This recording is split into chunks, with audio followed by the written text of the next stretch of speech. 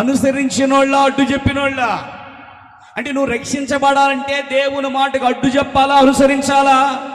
అంటే ఈ రోజు నువ్వు రక్షించబడటలేదంటే, రక్షణ లేదంటే, రక్షణ నీ జీవితంలోకి లేకపోవడానికి కారణం అడ్డు చెబుతున్నవే కానీ అనుసరించటలేదు. అనుసరించిన వ్యక్తి ఖచ్చితంగా రక్షించబడతాడు.